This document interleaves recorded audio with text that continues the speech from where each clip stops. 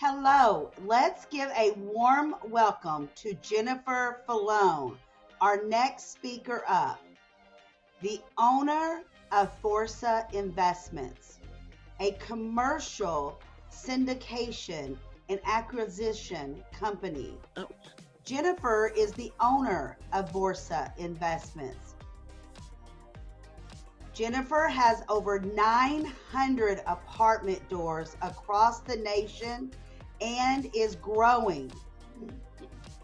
She shows busy professionals how they can own real estate without being landlords, rescues them from the volatile stock market, and gives them significant tax breaks. Learn from Jennifer. She loves to educate the masses about how to think and earn generational wealth like the millionaires do. Why not, right? Jennifer and her Forza Investments team are always eager to connect with potential investors who are serious about financial prosperity. Let's all put our hands together and welcome Jennifer Falloon. Hey everyone, welcome Jennifer Falloon. Jennifer, take it away. Thank you. This is going to be really hard, because Tristan and Dr. DJ, they killed it, so much energy. And then I'm like, oh, I hope I'm as good. So part of our 2024 goals, because we are all busy professionals, right? And I hope that it is our, all of our big goal, to obviously make money, right? Why are we doing this if not to make money? And so the important thing is to, kind of break some of the mindsets that we have been trained to grow up with. And so let me just do a quick disclaimer. I am not a CPA and I am not an attorney. However, my husband is a CPA, and everything that I'm teaching is what we have actually learned, implemented, and got us to where we are today. So these are real life hacks that we had to do. So we grew up very middle class, right? We had very middle class mindsets. And so then as we started to want more, grow bigger, we realized that this mindset, the middle class mindset that we had, was not going to serve us. They were not going to elevate us, and they're certainly not going to make us millionaires. So how do we learn to be millionaires? Well, we made friends with and incorporated and kind of moved into the lives of millionaires who best to learn from, right? Your grandma who's living on Social Security is not going to teach you how to be a millionaire. Your friends that have corporate jobs that make good money are not going to teach you how to be millionaires. The only people that can teach you how to be a millionaire are the millionaires. How did they do it? And we hacked into that. We sat down with several millionaires that we respected, and we asked them to mentor us, and we gave back to them. So in a lot of these cases, I worked for them to learn. And so, there's a reason why only 1% of Americans are millionaires and billionaires. And that's because there is work to be done, right? This isn't, you won the lottery, here's your money, and probably thank goodness, because most of the people that win the lottery file bankruptcy within a couple years. Why? Because they probably had middle class mindsets, and this was free money. And I'm going to show all my friends and neighbors how rich I am now. Instead of thinking about long-term wealth, if I spend all of this money, and now don't get me wrong here. If I won the lottery, I'm going to buy myself some stuff, okay? Because mama still wants some stuff. But I know enough now to not buy all the stuff, right? I'm going to get myself a new car, all right? I'm probably going to get me some Chanel jewelry, and I'm going to do things that I really don't get to indulge in. But I'm going to take at least half of that and keep it working, right? And so it's easy, but it does take education. And a lot of times, and again, this middle class mindset, middle class workers, and I grew up in this home, my husband grew up in this home, our parents worked hard, right? And when they came home, they had to make dinner, they had to help you with your homework, and all they wanted to do was sit down and watch TV.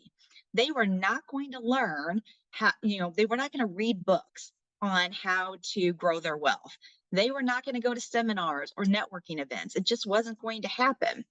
And so, we had to learn. Again, we did the same thing. My husband said, I really want to get into real estate. I was like, are you kidding? We don't have time for that. Like, I have kids, and, we're watching um, show series. Like, who has time? Like, we have TV to watch. And so we really had to take a step back and say, that's not the millionaires. They don't watch TV. They don't, they have better things to do. They are educating themselves. And so there's a handful of things that millionaires will do, won't do. And I'm going to touch on those. But I only get 20 minutes, right? So like I could be 20 minutes in each one of these categories. So I highly recommend you go to my YouTube channel, and these will all be broken down individually.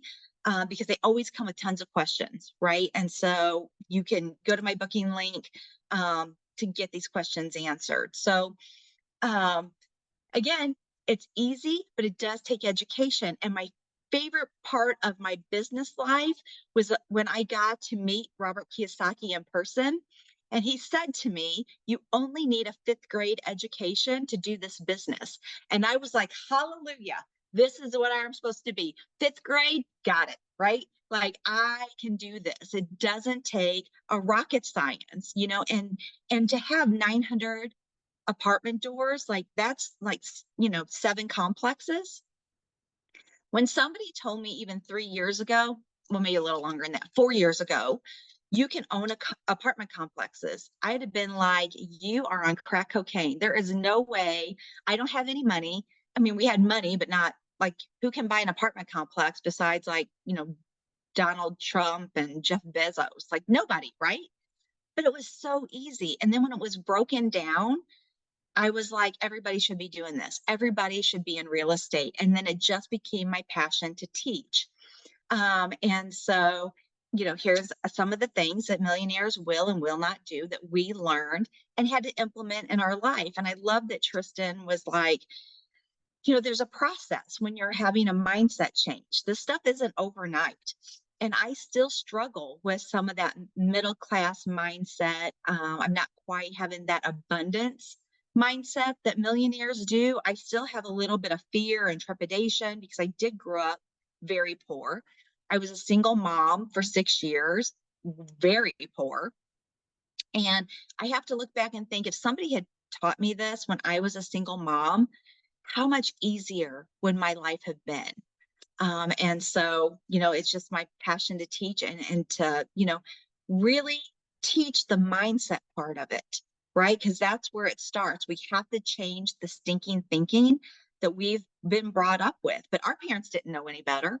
And our grandparents didn't know any better for sure, because they were probably, for most of us, our grandparents grew up in the Great Depression. So, they were lucky to have food, much less money. And so at some point, somebody has to be the one to stand up and say, I'm going to break this curse. Like we are not going to be not only lower middle class, but we're not even going to be middle class. We're going to do better than that. And so my favorite thing is don't take advice from people that aren't millionaires. I know that I said that, but one of the favorite things that middle class people like to do, especially when you're kind of getting upper middle class, the first thing they do is run out and get a financial advisor because they feel like that's their badge of honor, right? Like I have a financial advisor. I'm getting somewhere. And that is so laughable to me. And I know this because we had a financial advisor, right? And so we had to learn too, as we started to learn and grow, the questions to ask your financial advisor. And we learned that our financial advisor only made $150,000 a year. He made less than my husband, but we're taking financial advice from him. And I'm like, if you're not a millionaire, how do you expect us to be a millionaire? How are you going to make us millionaires? How are you going to retire us to be millionaires? And he can't, and he doesn't know how, or he would do it and he wouldn't be a financial advisor. He'd be at the beach. right? So we knew right away that taking advice from a financial advisor was not going to serve us.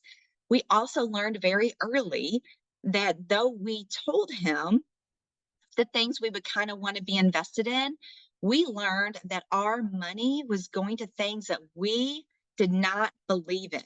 They were going to corporations and big business that it made us sick to think that we were funding those things. And then he had the audacity to be like, what's kind of out of my hands? Like, I pass your requests on to somebody who passed their requests on to somebody, and then they put your money where they see fit. So our financial advisor wasn't even the one managing our money. He just passes it down the line. And what made us sick was each of these people that he passed our investment money down the line, they all took their cut. So even though we had 100 grand in the stock market or with our financial advisor, we were paying so much commissions that that wasn't the money that we were getting back. We would never get that money back. And then it was, everybody knows what happened in 2008, right? Everybody's 401ks became 201ks. And those financial advisors had the audacity to sit there and say, well, you knew the risks, right? I'm sorry that you don't have any money. And then, and telling 65, 70-year-old people, you now can't retire, but I need you to bring me some more money so we can do this again, right? The definition of insanity, right? Everybody knows, doing the same thing over and over and expecting different results. So we learned quickly that having a financial advisor doesn't serve anybody. And when we're talking to our investors, and they'll say, oh, I have to talk to my financial advisor. It almost right there makes, I'm like, you've drank too much of the Kool-Aid, right? And you're going to buy in to whatever he sells you, right? And so he doesn't want your money to leave. Like, that's his commissions. So, we always try to educate anybody that has a financial advisor that, are wanting to come on board with us. We tell them exactly what their financial advisor is going to say. And then we tell them you can go with him. And I hate to bash financial advisors all the time. I do believe in diversity. And I do believe that there are some stocks that everybody really should be invested in. They're never going to go anywhere. Tech, right? Like, keep your money in tech. That's going to grow. But don't have all your eggs in that basket, right? Don't, depend on somebody to grow wealth for you that's technically gambling your money. If you want to gamble your money, do it yourself in Vegas and at least have a good time, right? So millionaires do not have financial advisors. They do not have traditional 401ks. And this is everybody thinks, oh, I got to have a 401k. Yes, you should have a 401k. And especially if you have an employer that matches your 401k, look, that is free money. And I will never be one to pass up free money. I don't know how rich I could possibly be to pass up free money, right? But today's not that day. So if I had an employer or anybody that was like, if you have a traditional 401k, I'll match your contribution. Heck yeah, I'll do it all day long. But if you can keep from having a financial, especially as most of us are self-employed, do not have a traditional 401k, right? Have a self-directed 401k, and you can 100% roll your traditional 401ks over now into self-directed 401ks or IRAs, whichever one works best for you. It is a non-taxable event. Do not let your financial advisor tell you otherwise. You can too roll it over into a self-directed account. It is a non-taxable event. But then what do you do with it? Call me. I'll be happy to invest your money. But foreign currency is really good. You can invest in antiques, anything that is going to be appreciating, you can invest in. So that's a whole nother talk about all the fun things you can do with the self-directed IRA. The millionaires, their money is never sitting still. They do not have savings accounts. They don't have time for that. They don't have CDs. They don't have bonds. That money is just sitting. And it's sitting at very, very low interest rates. You can do much better. Your money should always be moving. It should always be consistently growing. And then have a good mentor. So this is a lot, right? Like, we didn't learn this stuff overnight. This has been 5 years of education and really implementing good mentors to teach us how to do this. We didn't know when we first started like what we could do with our self-directed accounts. And now that we know, we're having a great time, right? And we just watch our money grow, but we're always rolling it over into other um, asset assets that are producing us income, whether passively, uh, mostly passively, because like I have things I want to do, right? Like the apartments that I own, I am not the landlord, right? I'm not plunging toilets at 2 a.m. That's not my job. But we have a management company and I manage the management company. So I have other things to do than sit and babysit apartments. And I want my income to be passive because I just want my checks, right? I want my checks. I want to go on vacation. I want to have a good time. I want to spend time with my kids. So, we have 6 grandchildren. One of them is terminal. And so every day that we don't spend with him is a day lost. And we're going to regret those days, when the time comes that he does pass, that, we weren't there more. Um, and so, yeah, so I'm happy to be that mentor for anybody that would need it, would want it. I put my information in the chat, and I'm so happy to teach and, go into depth about these things. So, I still have some time. That went really fast. Last time I ran over and I was all in a panic. Um, you know, Millionaires do not care about what people think. And this is so important. And this was really hard for me, right? Because I have grown up my whole life caring what people thought about me. Um, and so if you look at my favorite examples are Mark Zuckerberg and Adam Sandler. If you see them anywhere, they look like they are homeless, right? They do not look like they have any money whatsoever. But they're balling. If you saw Adam Sandler and he's dressed like he's homeless in sweatpants and a bag, you're like, I think you have money. Why are you wearing garbage, Goodwill clothes? Okay. And I'm not knocking that because I wear Goodwill clothes. Like thrifting is my thing, right? Like I love it. So I try not to bash that part. But they don't care, right? Because they don't have anything to prove. They know who they are and they don't need to dress up for their neighbors, right? You do not need, when you have money, some of the millionaires, like there's a book I really want to write called The Millionaire Next Door. I'm going to trademark it, so don't none of y'all steal it. But the people that you would not suspect are millionaires are like multi-millionaires.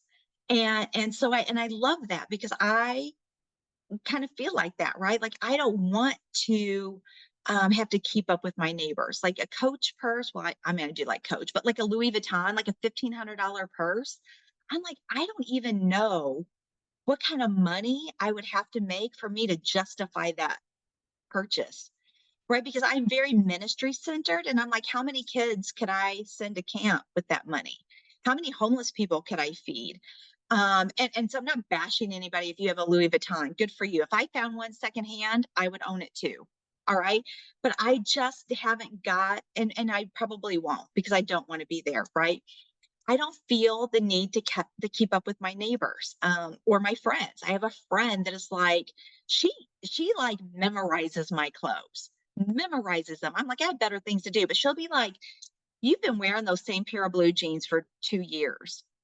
And I'm like, but they fit, right? And they don't have holes in them and they look fine. They don't, you wouldn't know, like a stranger on the street, if I said, how old do you think these blue jeans are? I doubt they would say they're 2 years old. But she is one of those people that she makes good money, right?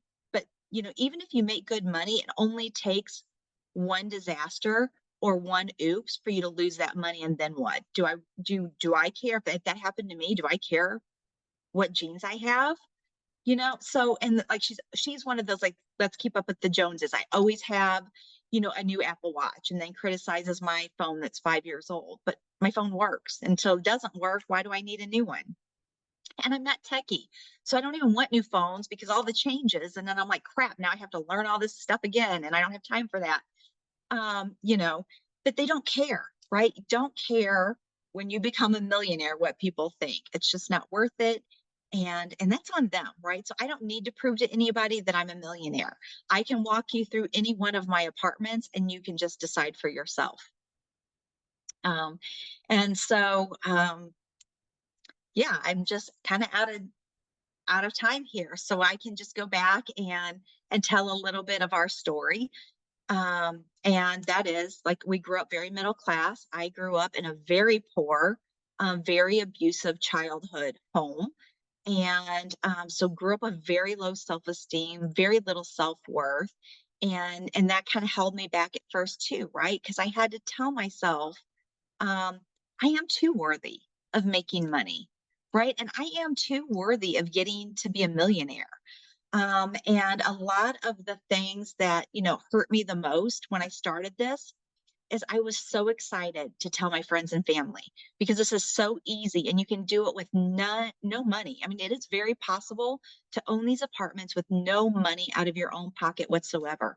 And I was so excited to share this with my friends and family because I'm like, we can all do this together, we can grow together. And I was shocked at the negativity and the backlash that we got from people that we thought would be the most likely to support us and love us through this. And one thing about the middle class love to see people do better, but not better than them. Right. And then when it started to come around where, ooh, you're going to make, you're making all this money. Um, we don't want you to make more money than us. Right. And so then the tactics came in, right? Like, well, what if the market crashes? Or, what if this, and a financial advisor will be the first to tell you, real estate is so volatile. And I'm like, it's not if you buy right, right? You have to buy right. You have to know what you're buying. You have to know the location you're buying, and you don't overpay, and you have conservative underwriting, right? But they wanted to be like, oh, that's so risky, and we just can't get on board with you. They did not want to give us the credit. If we did make them millionaires, they would have to be forced to say, you know what, Jen did that, and I have to give her the credit. And they would choke on their own tongues before that came out of their mouths. When somebody was like, and they will always kind of hold you back to where you were. So if you stole Jimmy's lunch money in the third grade and somebody remembers that and you ask them to invest with you, they're going to be like, you stole Jimmy's lunch money in the third grade and you think I'm going to invest with you? You'll steal my money. And I'm just like, people are allowed to grow. Like, yeah, I stole Jimmy's money. He was a little jerk. And so he deserved to have his money stolen. But that's not who we are right now. Right. And so I had to learn to kind of grow above those objections. And I have to remind myself, somebody else said, well, I can't invest with you because I saw how you mismanaged your money when you were a single mom for 6 years. Mismanage my money? I didn't even have any money to mismanage, right? Like I was begging, borrowing, stealing. Like if I had $5, I thought I was balling, right? So of course I mismanaged my money. Like I had a good full-time job, but I had side hustles and I had 2 little boys with no child support, no help. There was no money to mismanage. I did the best I could and I did a damn good job. So if, like that person, I was like, if you can't even acknowledge that I was a single mom with no money and here I am with 900 apartment doors over, $500 million in assets, like I just can't help you, right? You're not my person. My people will come. You're clearly not one of them. So be aware, as your mindset changes, other people's mindset will change towards you. And this was a big learning lesson for me, is that I could not internalize that. I had to say, this is who I am now. And the lunch money thing, that was just a joke. To my knowledge, I've never stolen any money from anybody. But even if I had, right, like I've grown so much, from being a single mom with no money to now, like what kind of growth is that? And that deserves to be acknowledged. And even if nobody else wanted to acknowledge it, I have to acknowledge that for myself. Right. So I had to make that millionaire mindset. You don't think, like, and I don't know, like Walt Disney filed bankruptcy, like, I don't know, 7 times. Donald Trump, despite your political, however you feel about him politically, the man is a real estate genius, and he's filed bankruptcy how many times? People still give them their money. How many people still go to Disneyland or in Disney World, and they're not, they're like, well, I'm not going to give my money to Disney World because he filed bankruptcy 7 times. right? Like I had to teach myself that I am too allowed to grow, right? I am too allowed to learn from my mistakes. I am too allowed to take those struggles that I went through and teach others to do better. And so that's just, a little bit of my story. I married a CPA, greatest thing I ever did. I married him for love and not money. So don't let anybody tell you different on that. The money is a bonus. And he was, we've been married 14 years, and, we got to do this together. We got to build this business together, learn together. We're teaching our children who are very much in our business. And now we get to teach 6 little grandchildren how to do this and how to love on tenants, how to buy apartments, but keep them affordable, right? Like I refuse to be a slumlord, but I refuse to be one of those apartment owners that are in the news that rents are being raised $1,000 a month. I will never do that. I want my apartments to always be clean, affordable, and safe. Working class people. When I was a single mom, I lived in a shithole, excuse my language, apartment. It was scary. My kids could not go out and play. I was worried every day that I went to work that my apartment was going to be broke into. And so when we very first bought our apartments, my vision was already like, people will want to come home.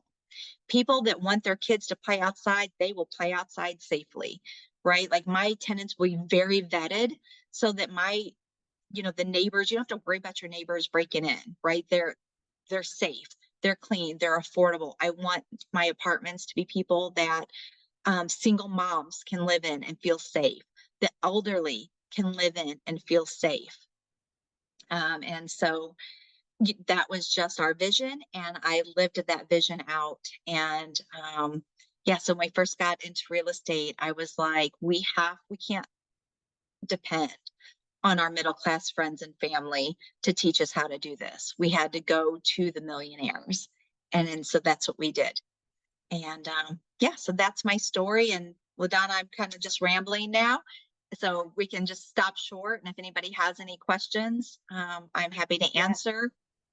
That is wonderful. And, I have a daughter, my oldest daughter, that introduced me at the very beginning as a single mom of 2 boys, no child support ever. And I have seen that girl literally take a dime and push it to $1, push it to $5. I mean, and she's grown so much over the years. She keeps a roof over their head, nice cars, but she is a strategist. Believe it or not, she has to be a strategist to figure out how to raise 2 other humans besides herself. So kudos to all the single moms. I'm so lucky. I did not ever have to do that, but I've watched my daughter do it. So, Dar, you have a question or a comment? Yes, I do actually. Wow, Jen, you made a comment about how you thought maybe that your chat might not be as good as the first 2 guest speakers, but you rocked it. You just so really rocked it. And I was also raised in a below middle class situation, and raised as a poor person. My dad was a masonry contractor, and we had to move countless times. Um, to be able to raise a family with 4 children when there was no work available for him was not a pretty sight. So I totally get it, and I totally want to learn what you're doing, because we have no money either. So we would like to take advantage of what you're talking about. That's Thank you. awesome. Thank you, Dar. Thank you Yes, thank so you, much. Jen. That was awesome. Thank you. Does anyone else have any such a questions? great cheerleader. Yes. Tamra, come on down. I'm not sure I'm a great cheerleader, but Jen, I think you rock everything. Every time I see you, you rock it. You just tell everything that you do. And I was a single mother for years, and I bow down. And you rocked it again today. So just so you know, Thank you. I'll be looking for a Calendly meet and greet. Okay. Thank you, Tamara. And Dr. DJ, come on down. Hey, y'all. Jen, thank you for the reminders, first of all. Sometimes we become complacent when it comes to financial investment and financial management. So I'm eager to learn more. And your story was amazing, especially as a daughter of a single parent with 2 kids and working those side jobs, and me acting like the mom, and I still do, to my brother who's 52 today. But I really appreciate that. Thank you for sharing. And this is what this event is about, people sharing those nuggets. So kudos to you. You were amazing. Thank you. Thank you so much. Filling That's my cup. awesome. My cup's so full. Thank you. That's awesome. And you know what? Dr. DJ hit it on the head. That's what this event is all about, is those golden nuggets, teaching others that no matter where you came from, it matters where you're at today and where you're going tomorrow, what those ambitions are going to bring you. The key to success is all here. It's not about what is going on, it's how you take it to the next level, how you. Thank you for tuning in to today's video on cultivating a millionaire mindset. Remember, financial freedom is within reach with the right strategies. If you're eager to explore how self-directed IRAs can accelerate your journey to wealth, don't hesitate to book a call with us. Let's empower your financial future together. Until next time, stay inspired and keep aiming for greatness.